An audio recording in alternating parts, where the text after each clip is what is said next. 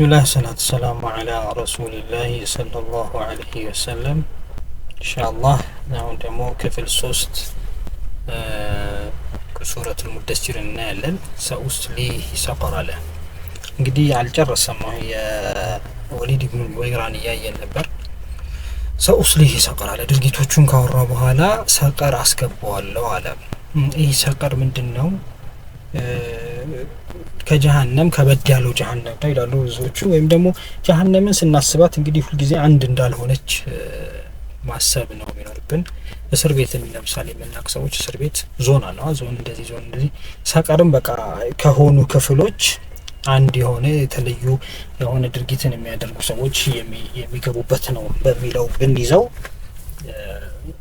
እንድንረዳው የበለጠ ይረዳናል ብዬ አስባለሁና እንግዲህ ድርጊታቸው አሁን የዚህ ሰው ያውቆ የካደ ሰው አይነት ሰው ስለሆነ ወይ እንደዚህ አይነት ሰዎች የሚገቡበት ሊሆን ይችላል ወይም ሌሎችንም ያጠቃልላል ግን እንደው ከአንድ ከተወሰኑ ጀሃነሞች ከፍ ያለ ቅጣት ያለበት መሆኑን ግን ያሳያል በብዙ ዘገባዎች ላይ እንደዛ ነገር ስላለ ማለት ሰቀርን አስገባዋል ወይም ሰቀር ላይ እንዲቃጠል አድርገዋለሁ አለ እና ከዛ በኋላ ምን አለ ሰኡስሊህ ሰቀር وما أدراك ما ሰቀር አለ ስለ ሰቀር ግን ምን ታውቃለህ እንዲህ አይነት ጥያቄዎች ሲያመጣ አላህ ምንድነው እንደምታስቡት አይደለም ከባድ ነው የሚለውን ነገር መግለጽ ስለሚፈልግ ነው በፍጹም አታውቁትም የሚለውን መልእክትና ምንም በታስቡ አትደርሱበትም በጣም ከባድነቱን መግለጽ ስለሚፈልግ ነው እንደዚህ የሚያደርገን ማለትና እንዲህ አይነት ነገሮችን አላህ በተደጋጋሚ ሲነግረን ቅድም እንዳነሳሁት እዝነቱን ነው የሚያሳየው ለምንድነው እዝነቱን የሚያሳየው ይህ ነገር ከመፈጠሩ በፊት ነው እየነገረን ያለው ብዙ ጊዜ ሰው ልጆች በጣም አስቸጋሪ ባህሪ አለን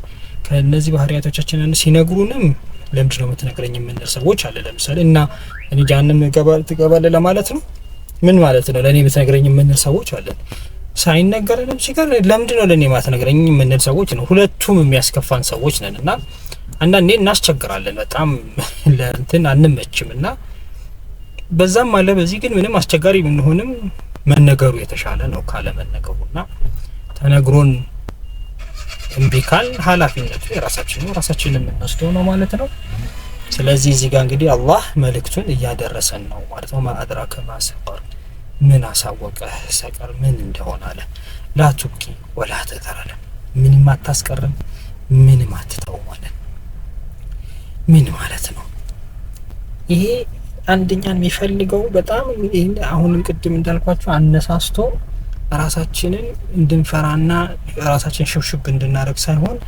ፍራቻው ድራይቭ አድርጎ ነው አነሳስቶ ከዚህ ነገር የምንወጣበትን መንገድ ወይ ዘዴ እንድንቀይስ ነው እዛ ደግሞ ማንነታችን የዘር ሐረጋችን ሃይማኖተኛ ሰው በቤታችን መኖሩ ምንም አይጠቅመንም ሁላችንም በነፍስ ወከፍ ነው በግላችን ስለዚህ በግል የምንሰራውን ስራ ሁላችንም እንድንመረምር ነው ማለት ነው ይሄን የሚነግረን ለዋሐቱ ለልበሸር አለ ቆዳን በጣም አክሳይናት አለ በጣም መታጠቆር ናት ሺሳት እንዴት አርጋ መታነድነች በጣም ጀማል እየገለጸው ማድረግ ለዋሐቱ ለልበሸር አለ ከዛ عليها 19 እርሷም ላይ 19 አሉባት አለ 19 አሉባት ይሄ ብዙ በጣም እንትን ፈጥሯል በዛ ጊዜ በነበሩትም አሁንም ላይ አንዳንድ ሰዎች ሊያነሱት ይችላሉ عليها 19 ሲል አንዳንዶቹ 19 ምን ማለት ነው 19ማ ከሆኑ 10ሩን እኔ አቡላ ሹዳይ ነው የሚባል 10ሩን እኔ ገፈታትርላችኋለሁ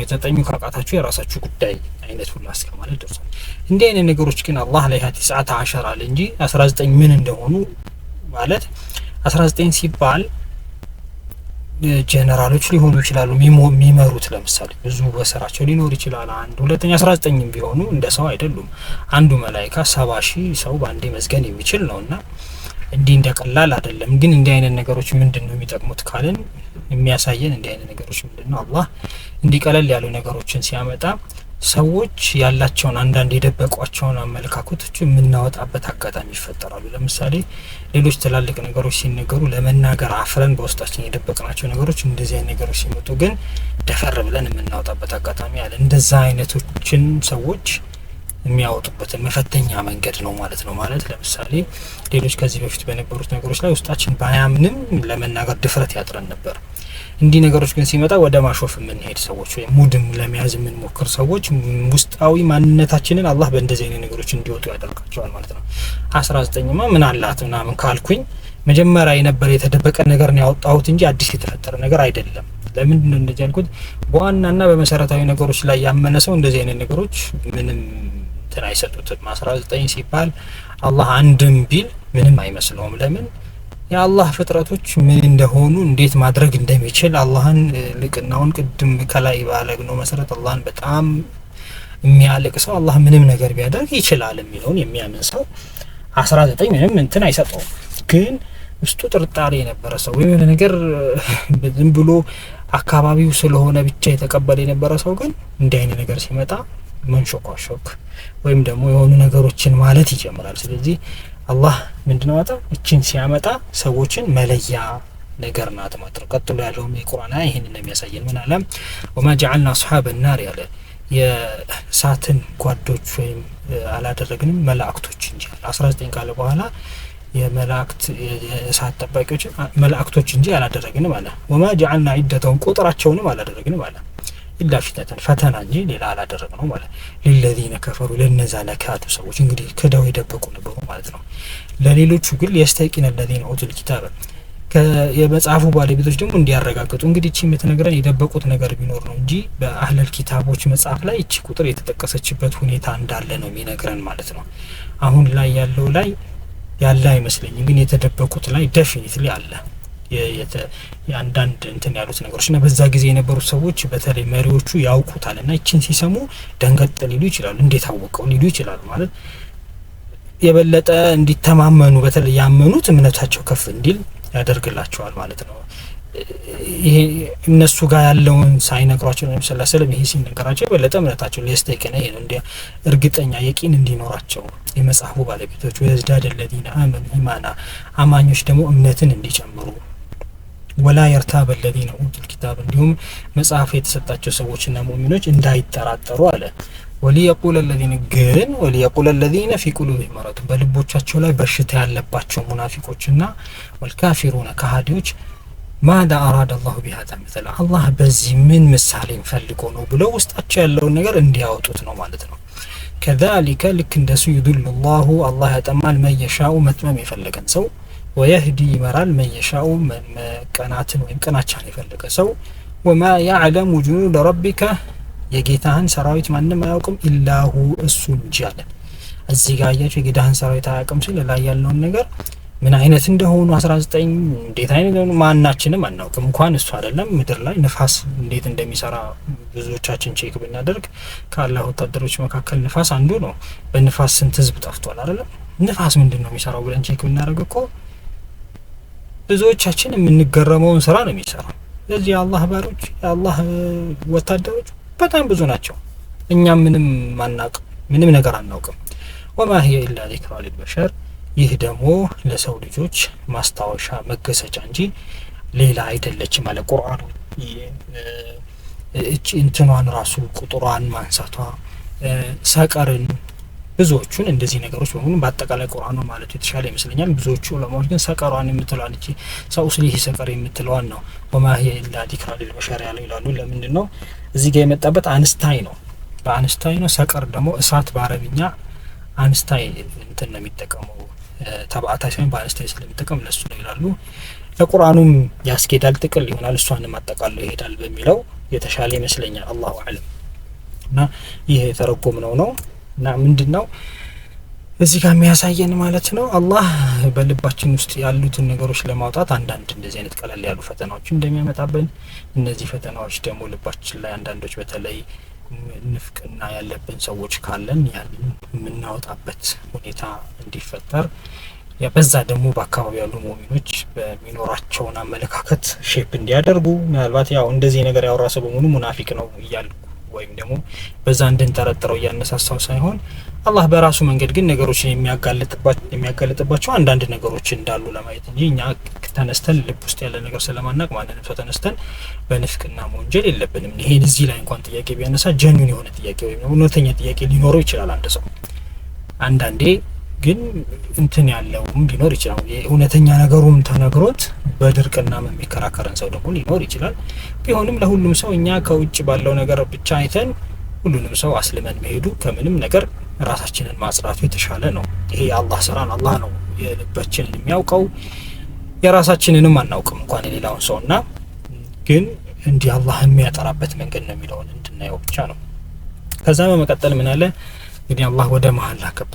ከላ ወልቀመር አለ ይከልከሉ ኖ እነሱ እንደሚያስቡት አይደለም። ወልቀመር በጨረቃ እምላለሁ አለ። ወለይሊ ኢዛ አድበር በሌሊትም እምላለሁ በሚሄድ ጊዜ አለ። በሌሊትም እምላለሁ በሚሄድ ጊዜ። ወሱብሒ ኢዛ አስፈር በንጋትም እምላለሁ በጠራ ጊዜ ወይም ባበራ ጊዜ ቦግ ባለ ጊዜ እምላለሁ አለ እና ቀጠለ ኢነሃ ለኢሕደል ኩበር እሷ ከታላላቆች አንዷ ናት አለ። እዚህ ጋር እሷ ያላት ማናት? እዚህ ጋር ብዙ ዑለማዎች ሰቀርን ነው ይላሉ። ኢነሃ ለኢሕደል ኩበር ቁርአንንም ነው የሚሉ አሉ። እና ትልቅ ትዕይንት ነው፣ ትልቅ ነገር ነው። በጣም ምንድን እንበለው ማለት ብዙ መነጋገሪያነት የሚገባው መነጋገሪያ መሆን የሚገባው ነገር ነው። በጣም ይሄ አንዳንዴ አለ አይደል፣ አንዳንድ ነገር ሲመጣ ሁሉ ሰው ስለሆነ ነገር የሚያወራ። ለምሳሌ በሰሞኑ በአሜሪካና በኢራን መካከል ስላለው ጦርነት ሁሉ ሰው መነጋገሪያ ያደርጋል። ልክ እንደዛ ይሄ ቁርአን ለሁሉ ሰው መነጋገሪያ እንደውም ከዛኛው በበለጠ ኢራንና አሜሪካ እንትን ነው የተወሰኑ አንዳንድ ሰው ምንም ላይ መስል ግን ይሄ ግን ኤቭሪባዲ ሊነጋገርበት የሚገባ ትልቅ አጀንዳ ነው አይደል? ትልቅ አጀንዳ ነው። እየተነጋገርንበት ግን አይደለም። ለምንድን ያልተነጋገርንበት? በጣም ዝንጎች ነን ማለት ነው እንጂ ይሄ የሁል ጊዜ የዘላለም መነጋገሪያ መሆን ያለበት ጉዳይ ነው። ነዚራ ሊልበሻር ለሰው ልጆች ደግሞ ማስጠንቀቂያ ነው። እቺ ናት ቁርአን ናት እንድንል የምታደርገን። ነዚራ ሊልበሻር አስጠንቃቂ ናት ለሰው ልጆች። ከላይ ጀምሮ ቁም ፈአንዚር ብሎ ነው ነዚራ ሊልበሻር ለሰው ልጆች አስጠንቃቂ ስትሆን፣ አስፈራሪ ስትሆን ይህን ጥንቃቄውን ደግሞ ለማወቅ ቁርአንን ከፍተን ማየት አለብን። ቁርአንን ከፍተን ካላየን አስጠንቃቂነቱ ሊገባን አይችልም። ለምን እንደሆነ ታውቃላችሁ? እንደዛ የሚሆነው አንድ ነገር አስጠንቃቂነቱን ለማወቅ በየጊዜው ቼክ ካላደረግነው አስጠንቃቂ መሆኑን ሳናውቅ ኖርማሊ ይሄ የለመድነው ላይፍ ትክክል መስሎ እንዲሰማን ያደርገናል።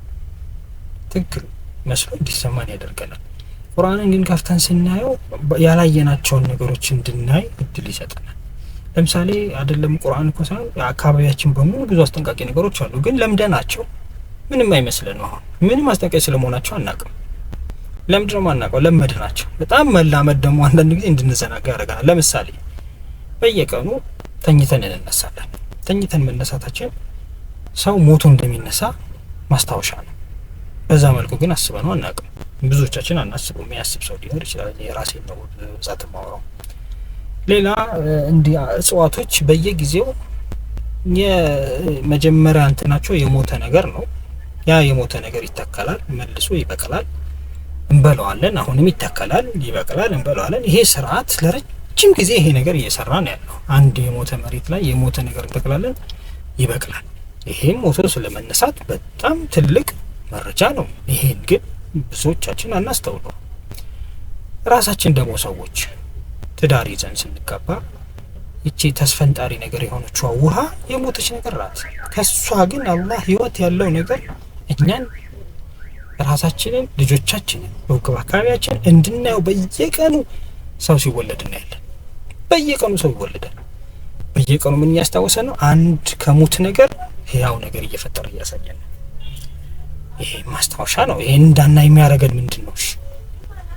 በጣም መላመዳችን ቁርአን ይሄንን ሊያስታውሰን ነው።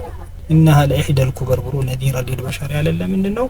እንዲህ አይነት ነገሮችን የተዘናጋናቸውን ነገሮች እንድናስታውስ ምን እያደረገን ነው? ራሱ ቁርአን ደግሞ ሌላ ማስታወሻው ነው እየመጣ ነው። ለምን እኛ ራሳችን ማስታወስ አልቻልንም? አላህ እንግዲህ የእዝነቱ ስፋት አይተን ማስታወስ ሲገባን እሱን ተላምደን እንደማናስታውስም ስለማናስታውስ አላህ ነው በሌላ በኩል መልእክተኛና ቁርአን ላከልን። አሁንም እንድናስታውስ ፈልጎ ነው ማለት ነው። ሊመን ሻአ ሚንኩም አለ። ይህ የሚሆነው ግን አለ አሁን ያያችሁ ነዚረ ሊልበሸር ለማን ነው የሚሆነው? ሊመን ሻአ ሚንኩም ከእናንተው ስለፈለገ ሰው ነው። ላልፈለገ ሰው አይሆንማ። አንድ ሰው ካልፈለገ ምንም ብናመጣለት ምንም አያመጣም። አየተቀደመ አው የተአخر ከእናንተ ውስጥ ይህንን ማስታወሻ ተቀብሎ መቅደም የሚፈልግና አይ አልፈልግም ብሎ ደግሞ ወደ ኋላ የሚቀርካል። እንግዲህ ይሄ የኛ ምርጫ ነው ማለት ነው። እኛንን ምን መርጠው በሚቀጥለው ፍርድ ቀን የሚወሰንብን ውሳኔ የዛሬ ምርጫዎቻችን ጥርቅም ነው። ዛሬ ላይ የምንወስናቸው ውሳኔዎች ጥርቅም፣ የፍርድ ቀን እኛ ላይ የሚመጡት የዛሬ ውሳኔዎቻችን ጥርቅም ነው። ስለዚህ እያንዳንዱ ድርጊታችን ለነገ ህይወታችን ዛሬ ላይ የምንመርጠው ወይም ደግሞ የምንወስነው ውሳኔ ውጤት ነው። አንዳንድ ጊዜ ነፃ መሆን እፈልጋለሁ እንላለን። ነፃ መሆን እፈልጋለሁ። ነፃ መሆን ማለት ነው ነፃ እንኳን ነው ባይዘኝ ነፃ የሚሆን የለም። ምናልባት ነፃ የምንለው ነገር አላህ ከሚፈልገው ፍላጎት ውጪ ሌሎች ሰዎች ወደሚፈልጉት መሄድን ነው ነፃ የምንለው። የሌላ ሰው ባሪያ ደግሞ ከመሆን የአላህ ባሪያ መሆን በስንት ጣሙ ነፃነት እሱ ነው። ከሱ በላይ ነፃነት የለም። የሌሎች ሰዎች ባሪያ መሆን ምንም ነፃነት አይደለም። እነሱ ነው የሚጮቱብን። የሌሎች ሰዎች ፍላጎቶችን ለመሙላት ነው የምንሯሯጠው። እኛ ማናችንም የራሳችን የሚመስለን ሰዎች አለን፣ ወይም ደግሞ የሆኑ ከኛ በፊት የነበሩ ሰዎች ያዙት ወይ የሆኑ በአእምሯችን ከበድ አድርገን የምንይዛቸው ሰዎች የሚያደርጉት ነገር እንትን ይመስለናል አሪፍ። እነሱን መከተል አሪፍ ወደ መሆን እየመሰለን ያንን ለመከተል ነው የምንጥረው እንጂ አላህን ከመከተል ወደ ሌሎች ሰዎች መከተል መሄድ ነፃነት አይደለም። ይሄ ባርነት ነው። ሌሎችን ከመከተል ወደ አላህ መከተል ነው ነፃነት። እኛ ከነፃነት ወደ ባርነት መሄድ እየፈለግን ነው። አላህ ከባርነት ወደ ነፃነት ሊያመጣን እየፈለገ ነው። ቁርአን ከባርነት ወደ ነፃነት ሊያመጣን እየፈለገ ነው። እኛ ደግሞ ከነፃነት ወደ ባርነት መሄድ እየፈለግን። አንዳንድ ጊዜ መካደም የምንለው ነገር እንደሚመስለን በአንድ ጊዜ ቁርአንን ክጄዋለሁ፣ በአንድ ጊዜ ስለምናል ክጄዋለሁ የሚመስለን ሰዎች አለ። እንደሱ የሚከሰተው አልፎ አልፎ ነው። በአብዛኛው በሂደት ነው የሚከሰተው። ቀስ እያለ እየተሸረሸረ ነው የሚሄደው። ለምን? ቅድም ላይ እንዳልነው የሆኑ የምንውላቸው ሰዎች ጋራ ሳናስበው በሂደት ከነሱ ጋራ በቀን ትንሽ እያደረግን ራሳችን አይደንቲቲያችንን ሉዝ እያደረግን ያለንን ማንነት እያጣን የሆነ ጊዜ ራሳችንን ዘለው ውስጥ ታች እናገኘዋለን። ከዛ በኋላ መውጣት ዳገት ይሆንብናል። በሂደት ነው። ለዛ ነው ኤቭሪዴይ ቁርአንን መክፈት የሚኖርብን። ኤቭሪዴይ ማስታወሻዎችን ማስታወስ የሚገባን፣ አካባቢያችንን ቁርአንን እየከፈትን ማየት የሚገባን ለዛ ነው። እንዳንጠፋ ነው። ይሄን እንዳንጠፋ ቁርአን በየቀኑ አንድ አያ ለምን አይሆንም? ትንሽም ትሁን ዋናው የሚፈልገው አላህ ከኛ ብዛት አይደለም። ፎርሙላ የለም። ፎርሙላ ማለት አንድ ሰው ይሄን ያህል በቀን የሚል ፎርሙላ የለም። ሰው እንዳቀሙ ነው። ምንም አለማድረግ ግን በጣም አስቸጋሪ ነው። እንዳንጠፋ ለመሆን አካባቢያችን ማስታወስ፣ ቁርአን የሚያስታውሰንን ለማስታወስ በየቀኑ ራሳችንን ቼክ ማድረግ። ለምን አንድ አያ አትሆንም? ለምን 10 ደቂቃ አትሆንም? ከ10 ደቂቃ ጀምረን ራሳችንን እያሻሻልን መሄድ አለብን። ምንም ነገር አለማድረግ ግን በጣም ካለን ሰዓት ላይ ማንም ጊዜ የለኝም የሚል ሰው ውሸታችን ነው። ጊዜ አለን። በቲክቶክ የምናጠፋው ጊዜ አለን። ስራችንን ነክተን አይደለም፣ ኖርማል ስራችንን እየሰራን። ስራ ኢባዳ ነው፣ ንያችንን ማስተካከል ነው። ሌሎች ግን የማይጠቅሙን ነገሮችን ነው መተው ያለብን።